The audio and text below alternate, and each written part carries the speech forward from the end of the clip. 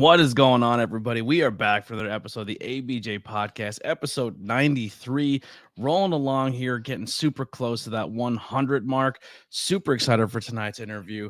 Speedball Mike Bailey, you've seen him everywhere. I mean, if you're not watching independent pro wrestling, Impact Pro Wrestling, Twitch. I mean, he's all over the place. The guy's an absolute animal and killing it out there. So much to cover here. Make sure you check all the links below for not just myself, but for my guests, for merchandise, how to support, follow them on social media. All that stuff will be below. Right now, sponsor wise, we just hit a little bit of a limbo spot. So if you're interested in sponsoring the podcast, hit me up and we'll love to have you as a sponsor. So make sure you guys check that out as well. And let's get right into it because time is limited. Like I said, all over the place, traveling. I don't want to waste too much time here with this interview. Let's get this one started right away. Let me bring in my guest, Speedball, Mike Bailey. Hello. Thank you so much for having me. He's everywhere is the number one thing that people say about me or to me when they see me, especially if they haven't seen me for a long time, is, hey, nice to see you, man. You're everywhere. I used to get that a lot too before my car died. They're like, man, you're everywhere I'm looking. I'm like, that's how you grow. You don't grow by sitting in your house. You got to get out there. You got to make the rounds. You got to see the people. Got to kiss the babies and all that fun stuff. That is literally the only way to do it. If you're like in any kind of content grind, you have to be everywhere, whether that's like physically everywhere all over the world, or just all over the internet from your home. That's the only way to do it. Yeah. And that's one thing I really respect with you is your work ethic and your grind, and someone who is attempting to do the same thing by putting in that grind and that work ethic. You're an inspiration and someone I set my standards to that level to get to that level as well. But one thing I want to say right off the bat, and I kind of made a post about this on social media after the last Fighter Entertainment show, is for how much work you put in to getting your name out there and being as good as you are at your craft, and all that time that it takes to be a content creator, to be a professional wrestler, to do what you're doing on so many levels. Fighter Entertainment to me is a huge indication of who you are as a person, because those are shows that you're putting together. You're doing them way out of where you're from, in a small little town in Pottsville, Pennsylvania, at Tony Deppin's brewery, and you have opportunities to bring people in and do that and run those shows. But you're bringing in people who are in their early in their career, like their first year, their first couple months, and giving them a platform to not only be seen, but give them matches that are absolutely insane, and just working with people that on this level to give them the opportunities to work with you and the Jordan Olivers and the Joey Janela's and all those people out there to advance their career and help them along the way. And like I said, that work ethic you're putting into for your brand, but then to pass it on to somebody else at such an early spot in their career says a lot about you as a person. Thank you.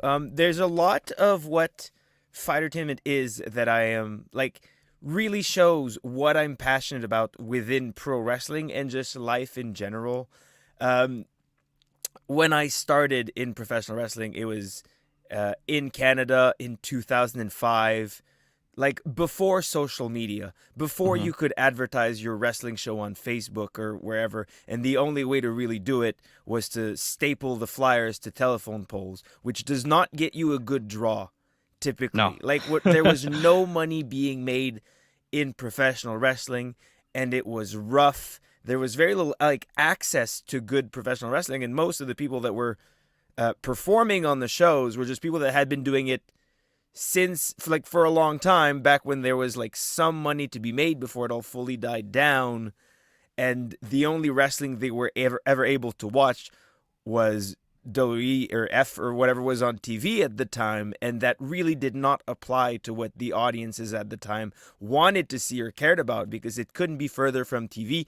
Most of the shows weren't even filmed. It was a completely different thing, and I think that context in pro wrestling is extremely misunderstood.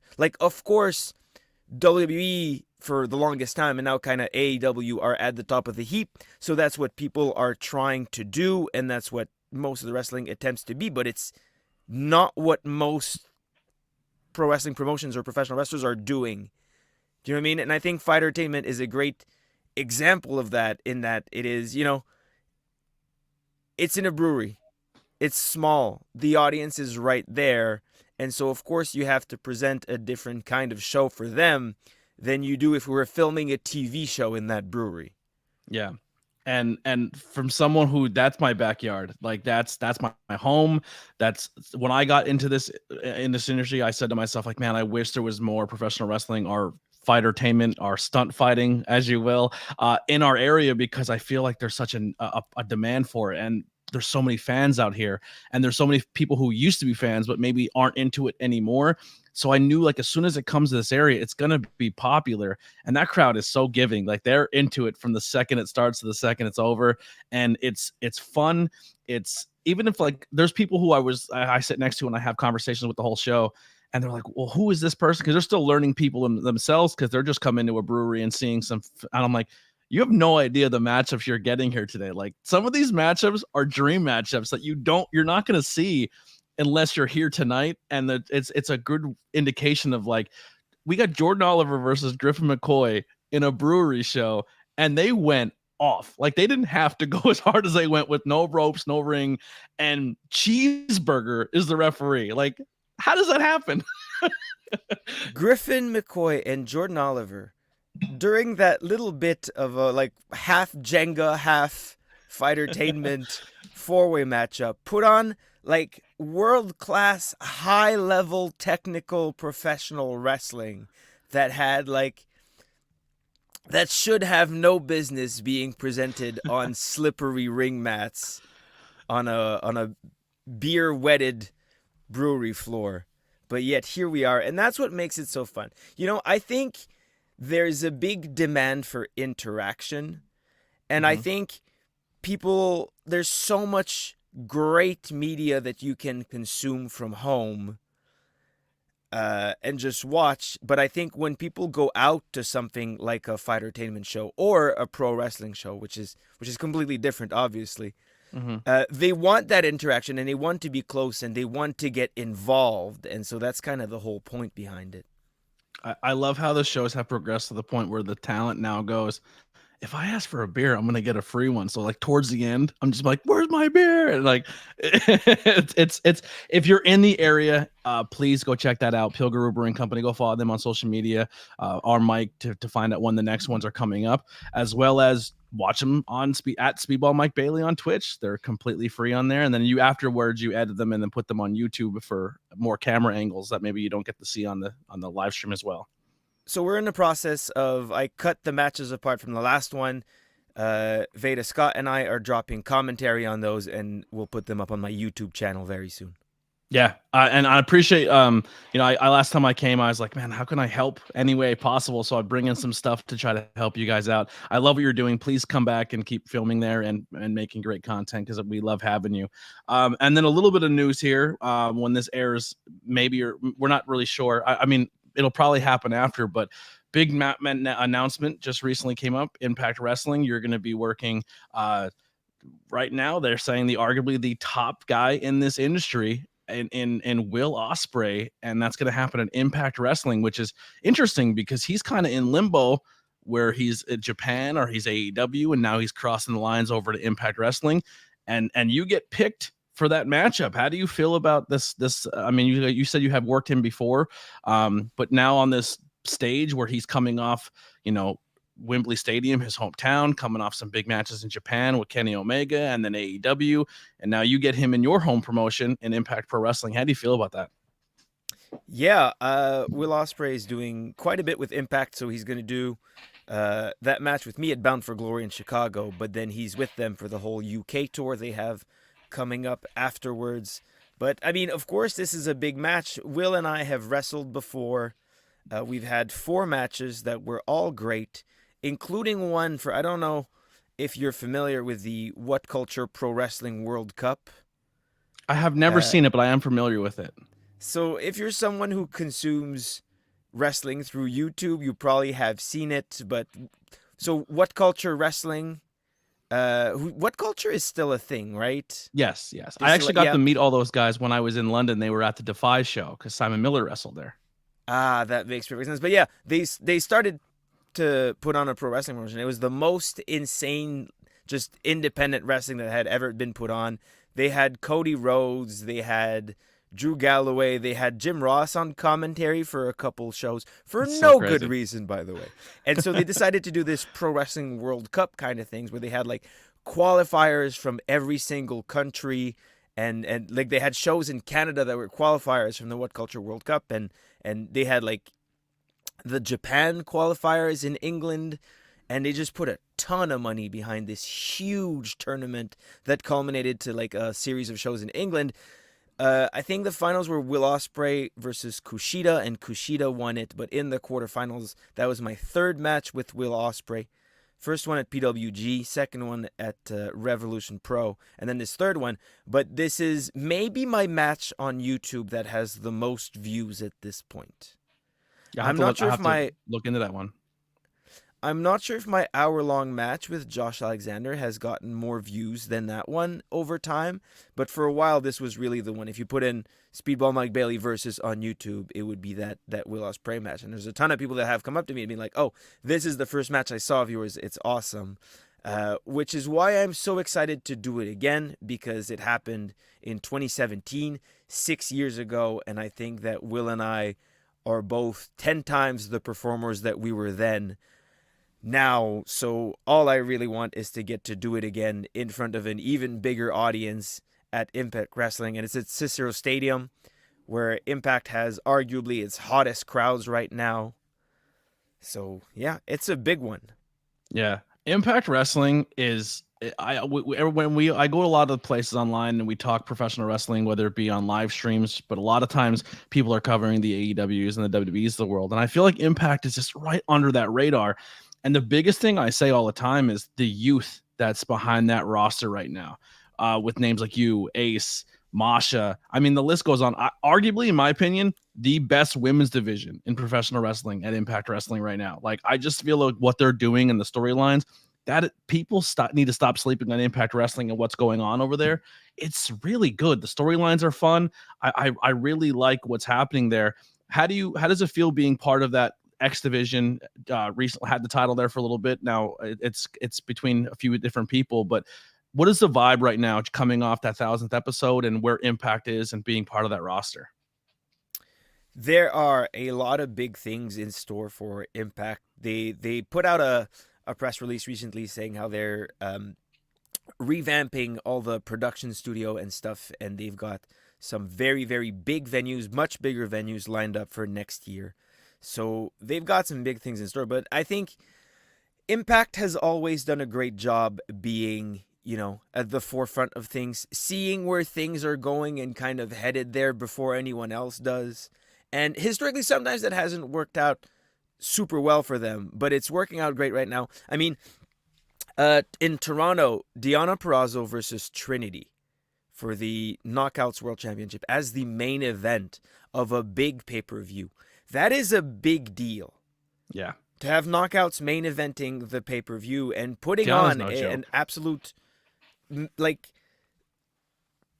a match that's as good as you're going to get from anyone in the world. But I think just, not only that, but Impact was one of the only places for a very, very long time that gave cruiserweights and smaller wrestlers and literally anyone who was good at wrestling a chance at putting on main events and getting big matches with the X division. And so I really think you have that energy where they're going to give anyone a chance and see if it works, and without any like formula or no, we know what works. They let the audience decide, and I think that's what really amazing about working for Impact. Yeah, one other thing about Impact I really enjoy is how they let their talent go out and still work on the scene. I know a lot of companies that could be really dangerous because you put a lot of time and effort into a talent and then they go work a show somewhere else and the risk of injury is out there. But like working at a lot of promotions, and I had Moose come in and all the like Deonna and all these names who come to the independent scene and then go out and they're representation of Impact Wrestling, and they carry that banner and they're all proud to be part of that roster and saying, we want this to be on the forefront. We want people to talk about this promotion as much as they're talking about the AEWs and the WBs of the world. And that represent like what they're doing out there on the forefront is just working that indie shows and getting the name of Impact.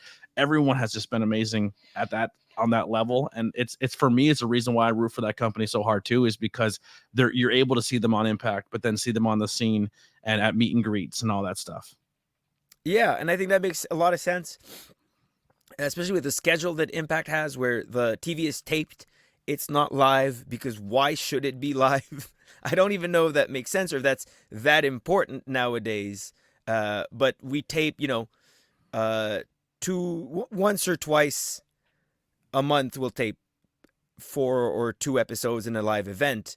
And so that gives up a lot of free time for us to go and do whatever we want, perform on indie shows, go around the world, travel to Japan or Mexico. I'm getting to go to Australia for 2 weeks with a little show in Japan in between all that. But yeah, it's really great. And I think they do a great job understanding where wrestling is and how people consume it.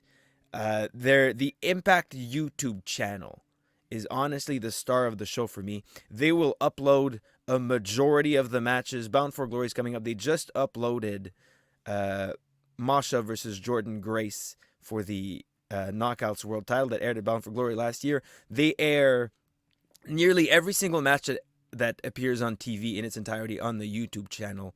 Plus, you can watch the shows live on there for like $2 a month.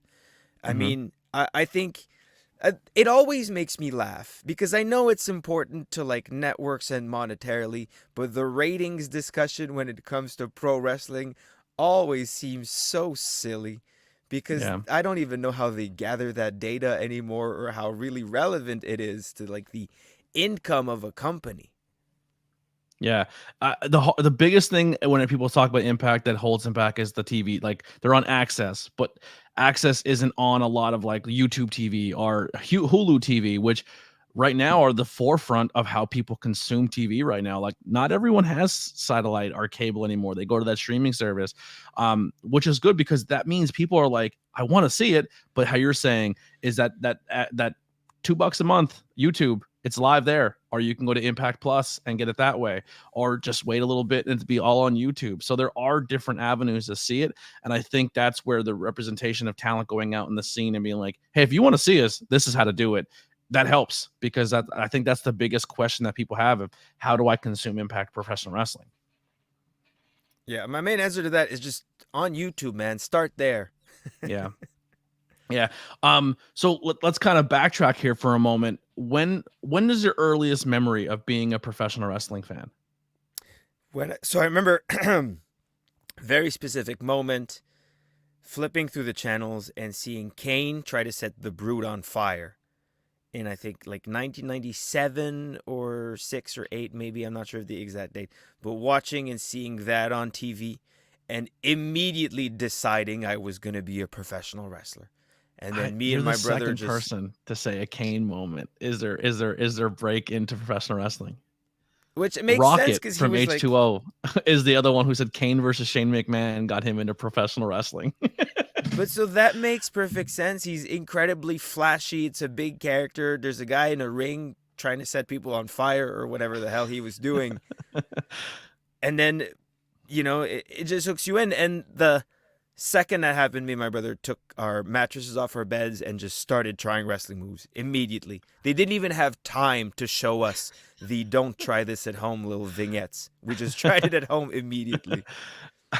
So from then on, were you just absolutely hooked? And it became a big part of your life just from that moment forward? 1000%. And from then until now, I wanted to be a professional wrestler. If you asked a young Speedball between like 7 and, I want to say 13, until people had told me, no, that's not possible, you can't do that, enough that I stopped saying it, even though I still believed it. And you asked me when teachers asked me what I wanted to be, it was always, I want to be a pro wrestler. Yeah. So growing up, sports, what were you involved in sports, and how did that attribute to, hey, this is my blueprint? Obviously you can't go to pro wrestling class in high school. So you have those options of, in America, American football, soccer, baseball, collegiate wrestling. What avenues did you take in that aspect? So I am terrible at anything with a ball. Like, I remember playing Little League Baseball and being literally the worst player. But when I was 11, randomly, I wasn't even like into martial arts and didn't like want to do them and wasn't like a big like Bruce Lee fan or anything like that. But I had a friend who was doing Taekwondo and was like, hey, do you want to come and try out a class? And I was like, sure. And I enjoyed it. And in the back of my mind, it was like, this will be really useful when I start pro wrestling eventually. I love that. And there was Yeah. times in my life before I could go to pro wrestling school, and when I did just start pro wrestling, where Taekwondo was a lot more important. I was very involved in the competing, and and teaching Taekwondo and all of that. And it was before wrestling was as big of a part of my life as it was now. Taekwondo was a lot more important, and it was for a long time. But ultimately, I was correct in the martial arts thing would work out in pro wrestling, because that's most of what I do in a pro wrestling ring nowadays. Yeah, I mean when you think of Speedball Mike Bailey, you think of that Taekwondo style, you think of the legs, you think of your strikes and just kicking people's faces off. It's it's absolutely amazing. Who would have thought years later that Taekwondo would come in handy trying to remove a jingle block with your feet? You know what I mean? But yeah, so how far did that Taekwondo take you? Did it take you to a level where you had actual matches like on an adult level, or was it just like it got you like that base to take into professional wrestling? No, I competed in Taekwondo for a very long time. I mean, I was a national runner up at one point. I did a lot of I didn't compete internationally that much. Like I traveled to the US a couple times, but I was provincial champion or number one in Quebec in my weight class for a very, very long time. Even as an adult, I competed up until I was like 24 years old. I want to say, I think that's when I did my last tournament, when it came time to so the problem with Taekwondo, and a lot of reason why it was short-lived for me, and it is for a lot of people. And I remember there was a bunch of people from Quebec that made the Olympics in, I want to say, 20, I'm trying to remember the Olympics years, 2014 maybe. But they all retired immediately after, just because it cost them so much money and took them so much time, and there is no funding from Canada, from Taekwondo Canada or the government or anything. So there was a time where it's like, okay, you could go and do this competition, and you're gonna have to train really hard. You're gonna have to cut a bunch of weight. You're gonna have to pay your competition fees and pay for your hotel, or you can go and do this pro wrestling show and actually get paid for it. Yeah. How much did the landscape change with like Taekwondo or trying to shift over to the MMA style things with like the rise of like the GSP in that area? Like everyone's like, oh, he's like the dominant guy in the world in mixed martial arts and that Taekwondo. Like when you're in a field like Taekwondo, how is there that pressure to say, hey, you should learn jiu-jitsu, hey, you should jump into boxing, hey, you should learn collegiate wrestling? Is that something in that industry, or is it just like when you're in Taekwondo they just kind of stick you in that one spot? So for the longest time, to me, Taekwondo was really treated as a sport, right? Mm-hmm. And the Taekwondo that I did was clearly like, the school advertised itself as the school, which was ironically called Impact Taekwondo. I love Yeah, that. which is a lot of. So I still have my on my belt that I wear to the ring, with my on one side is my four dans, fourth degrees, and then on the other side it says Impact Taekwondo, which people think is like a joke, but no, it's the actual name of the school where I trained and got my black belt. But no, it really advertised itself as Olympic Taekwondo, and I think that was an important part to me joining, because I don't think as a young man I would have been attracted to traditional martial arts without seeing the like practical application. But the way it was presented was, this is a sport, right? This is not, we're aware that you can't use this to take a gun out of someone's hands, or defend yourself against four different opponents in the streets. And we didn't do, like, there was not a very big emphasis on like forms or katas, as they call them in Mm-hmm. karate, or all that. It was really focused on the sport and the practical application, which was great. And I think Taekwondo, just because of the way it evolved, actually moved further away from like martial arts and kickboxing, and became more safe and more more concentrated on technique and like light contact, than when I did it. It's changed a lot. And when I did it, it was corner judges and people just kicking each other really hard. And now there's like electronic helmets and chest guards, and you have to like make contact, and you get extra points for turning and like spinning techniques and stuff, which I think is cool. I think is neat. I think the best, like the reason you should sign your kids up for Taekwondo in 2023 is because they'll be able to do a essentially full contact fighting sport with very little risk of, injury or head trauma, and still learn the footwork that'll serve as a fantastic base for anything, like any other fighting sport they might want to do later.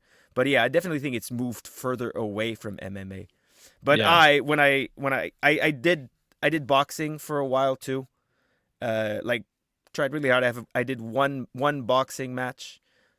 When I was like, I don't remember, 20, 22 something. I hurt my knee at Taekwondo, and so I couldn't really kick. So I decided, well, I'm gonna go learn to punch in the meanwhile, and that was really fun. But again, it was the same thing where I would have loved to do more fights, but I was pro wrestling and making money at that, so it was hard to find the time to actually take a match.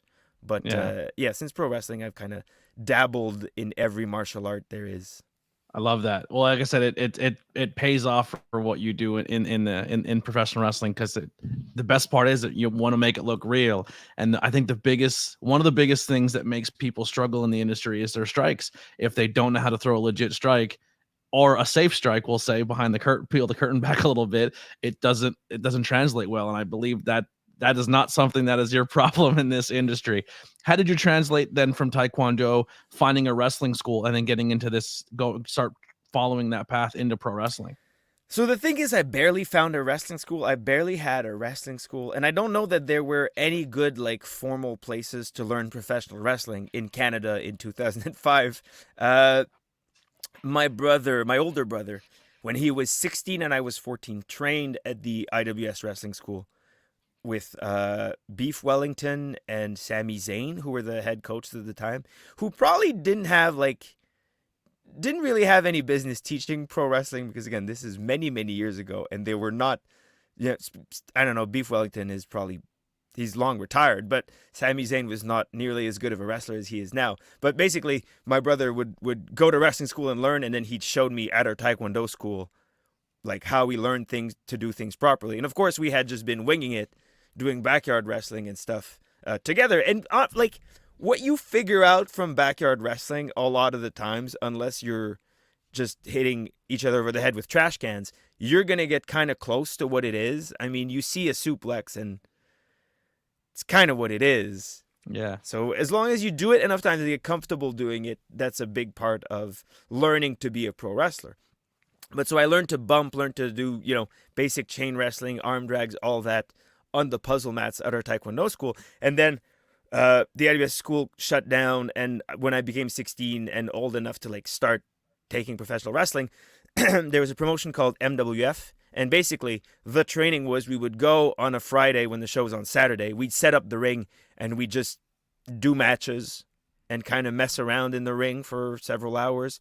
And there was very little like organization or like formal training, and it wasn't really a class. It was more just a bunch of us messing around, which was honestly a better choice than a lot of the pro wrestling training that went around then, and even that goes around now. And of course, like over the years, I was always very careful about whenever someone that was good was around before a show, asking them to show me some stuff, and trying to learn from everyone as much as I could. Unfortunately, seminars were not as much of a thing then as they are now, and then I since then I've learned from the best and trained in Mexico and Japan and given many seminars of my own. And I think so the thing is, I don't really have anyone to credit for my pro wrestling training. So there's always that question in pro wrestling of, oh, who's your trainer? Who broke you into the business? It's kind of my older brother and my Taekwondo coach is who are responsible for how I am at pro wrestling more than anyone else nowadays. And your work ethic. I would say that's the biggest thing, is like you just get it. You go get it. But when someone, if someone who's never seen a Speedball Mike Bailey match, or has but don't know like behind the scenes stuff with this. What do you take pride in when it comes to putting together a match, or what you're bringing to the table that someone else doesn't? Right now the big question that you put on your social media is, should this move be banned? You know what I mean? You have your off the top thing, and like what you bring with your taekwondo and your style, and just being innovative, and just how to do that. Like, I'm gonna have this moment in this match that's gonna make you go, holy shit. Like, how do you put together a Speedball Mike Bailey match, or what do you take pride in that you think that you do different than everybody else? So that's a question that I would need like an hour and a half to fully answer. But I think the main response applies to like all pro wrestlers and like all media. Like, it's a good lesson in life if you're trying to produce anything, which is figure out what you're good at. Figure out what people want to see from you, and then just show it off as much as you can. And I think that's kind of that's the journey for most pro wrestlers, right? Is seeing what pro wrestling is and what they like, and then going, okay, I'm going to try to do that. And then, I mean, Will Ospreay, as we've hinted, is the greatest wrestler in the world, but you can't be Will Ospreay. Only Will Ospreay is Will Ospreay. But in the process of copying Will Ospreay, the goal is to try and figure out what in that you do different, and what you bring, and what makes you different. And of course, for me, I've got, it's not even high flying, but I have very specific high flying techniques that I can do better than anyone else. And it took many, many years of trying tons of different techniques to figure out what those like 4 or 5 aerial moves that I do now are, and how to use them, and how I make them better than anyone else within my presentation, and really the taekwondo and the martial arts, and how to highlight that so that it fits within professional wrestling, which is an incredibly difficult feat, which is something that I encounter a lot, and people that are going from martial arts or any other like fighting sport to professional wrestling. Professional wrestlers don't necessarily understand, judo or taekwondo or capoeira or whatever. So you have to figure out a way to make it work within professional wrestling. And that is incredibly difficult and took me years to figure out. Yeah. Well, I kind of want to put a button on it with this one here, because I do know you're limited for time, because you got some streaming to do, and I want to kind of touch on that a little bit before we get out here as well, so people know where to go find you or things you do. I always love to hear when people put other people over, and people you should have on your radar. And like I said, we kind of talked about at the beginning with Fighter Entertainment, how you're bringing these very young talent from the world of cheeseburger school and all over the place, or even people we know very well from the GCW side of the things. Who are some names out there right now that you have worked or you've seen on the grind that you would like to, people should be aware of? No, so that is my least favorite question.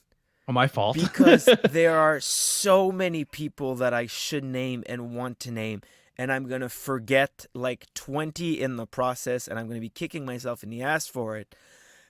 What I should do is really write down a list for that answer that I can just look at whenever people ask it. But in terms of proximity, I mean, there's a lot of people that I have trained or had a hand in training that appeared on the Fightertainment and are doing absolutely fantastic. The Lost Boys, the 4 Lost Boys, Ethan Promise, Junie Underwood, Ryan Rise, and Miles Penn, who are, when I had a school briefly in Copley, PA, which is close to where I live, and they all joined in and got much better for it, and now they're doing absolutely fantastic now. So if you're PA area, look them up. They'll undoubtedly show up at a show near you. Journey Burke as well, who was at that school, as well as Mookie Summers, who is doing fantastic, and I've never seen someone be so ridiculously popular on the internet and get people rooting for them more than Mookie Summers. There's a lot of people that I helped train from Canada as well that you should keep an eye on. Nathan Yarimovic, who's a black belt in judo, that I helped train and is at IWS right now and is absolutely killing it. Chris Tara as well, who's a great wrestler from Canada. Alex Mays also, who will be, Christar and Alex Mays, who are amazingly sweet together, and they'll be wrestling in the U.S. very soon. Interesting. Yeah, they're really starting to get it together. Zach Patterson, that's a name you should look up, who's in Canada right now, and he's, I have never had a hand in training anyone that I have been so certain would end up at the top of the heap in the world of professional wrestling. But again, it's a very long list. There's a lot of people I Yeah. could name. There's a lot of, if you're not familiar. See, now I'm trying to see like which direction I go with this because there's so many people to name. That's my favorite part about pro wrestling now is I was a huge pro wrestling fan and all I knew was WWE. I refused to watch anything else. I was one of those fans, where it's like WCW's on, don't you dare switch it. I'm a WWE person. Don't, yeah. But professional wrestling has turned into what I loved most about mixed martial arts and the UFC side of things. Is it was so international where it's like, oh, my favorite fighter from Canada is here. My favorite fighter from UK is here. And pro wrestling is getting to that point now too, where people think, you think of a country and you think like Canada, like you, Kenny, Jericho, Brett, you think UK, you think Osprey, I love how it's becoming so international and people from all over the world are just getting that recognition and also representing their country. And pro wrestling is getting to that almost that mixed martial arts style of things. But yes, the big thing with your if you want to answer that, I'm sorry, go ahead. Yeah, no, that is absolutely, like, I think you're 1000% correct, and I think that's what Impact is doing well. That's what I'm trying very, very hard to do with my pro wrestling. I mean, and that's the difference. You see, Kane was really, really cool, but Kane only needed to live in a 15-minute a week slice on Monday night, and then Kane disappeared, went away, and you never saw him. I think now what people want out of pro wrestling and what pro wrestlers should offer is a fully immersive experience. Where if there's a pro wrestler that you like, you can follow their career nearly 24/7. People are always on Twitter. People do, 2, 3, 4 shows a week that are kind of, they're unrelated, but it's still the same person in those matches, oftentimes in a different role with different characters. But I think that nowadays, with the way people consume professional wrestling, kayfabe, and trying to hide or conceal any aspect of it does it a great disservice. And I think people, like, no one enjoys professional wrestling more because they think it might be fake or because they don't know how it works. I think that just doesn't happen. I think when wrestling shows are good, you completely forget that they're, fake or choreographed or organized in any way. And all you do is enjoy it because it's engaging and fun and impressive.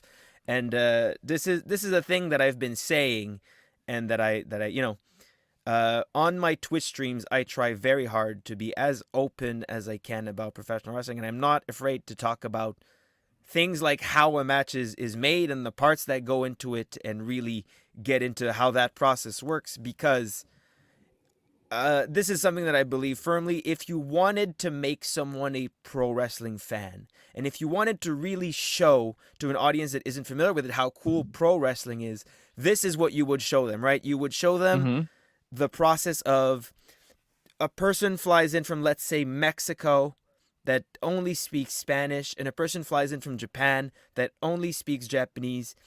They would show up, have never met before, get in a room together, kind of just like talk and gesticulate at each other for 10-15 minutes, shake hands, walk away, and then meet in the ring 30 seconds later to present a flawlessly choreographed fight scene that works from all angles, that shows what they're good at, that engages the audience, and that is like very loosely scripted.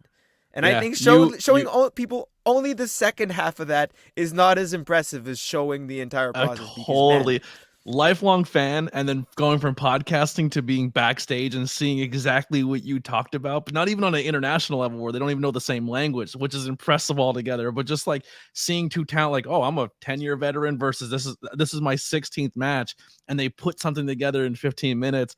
And I've listened to try to see how how they talk or put it together. I would never be able to remember 90% of that. And it's just like, man, as a lifelong fan, then just see that moment, to me, is like, if more people knew that, Like it's like watching musicians, and then a musician goes up and picks up a guitar and just can look at the other guy's fingers and be like, oh, he's in this chord, this tempo, and can play with a band seamlessly. Like that's what makes an industry special. Is like that, and it shows the talent of that, which is so good. But you alluded to your Twitch channel, so people can go over to @Speedball Mike Bailey over on Twitch. What are some things they can expect from your Twitch side of things? Oh, sorry. I just actually switched the. This is me You're almost going to my. I'm getting ready to cue it up. But we mostly watch pro wrestling. We do a bunch of other things, and we'll get sidetracked and talk about anything.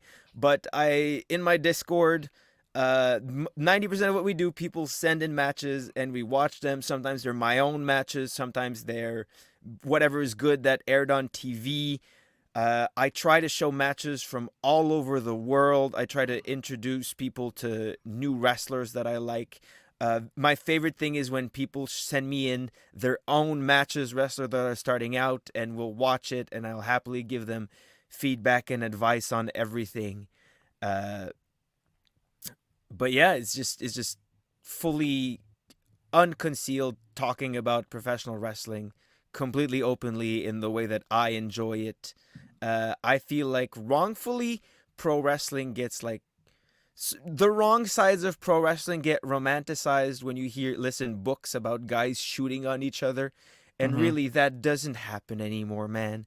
It's just like-minded people trying to put on a good performance and create good art and express themselves, and that's really what you get out of pro wrestling nowadays, and that's what we talk about on my Twitch stream. Well, make sure you go follow that and join the Discord. I'll have all the links below so you can support Speedball Mike Bailey. Mike, thank you so much for this. That means the absolute world to me. I think so highly of you, of like I said, your work ethic and what you bring to this industry, and how you're selfless in helping the next generation get that experience through you, or that platform on your Twitch, or on Fighter Entertainment, on those aspects where you help that next generation get better and get more eyes on them. You're a hero in this industry, and I respect the hell out of you. Anywhere else people could find you, or anything else you want to plug before we get out of here? Oh man, I feel like I still have like 100 different things I want to talk about, so We we're could gonna always do have a to part do two. this I'm again always down if soon. you're down. Right? Couple months from now, when I have another big match coming up that needs to be hyped up, we'll certainly do it again. But no, watch Impact Wrestling. Uh, at Speedball Bailey everywhere: TikTok, Instagram, my YouTube channel, my Twitch, twitch.tv/Speedball Bailey. But the number one thing that I need you to do for me right now, if you aren't already a Speedball Mike Bailey fan or already an Impact Wrestling fan, is just go on YouTube, type in there Speedball Mike Bailey Impact versus, and just pick any match and watch it. And if you like it, then subscribe to the channel and just browse through the Impact YouTube channel a little bit more, and you give it a shot. If you like it, then say it. I think audiences of any, like, music, wrestling, sports, theater, anything at all, do not realize just how huge and important their voices are. And if you like something and you say it, it always ends up making a difference. Totally agree. That's the best way to end it there. Everyone, please go check out the links below to support Speedball Mike Bailey and all of his endeavors, and make sure you follow those channels.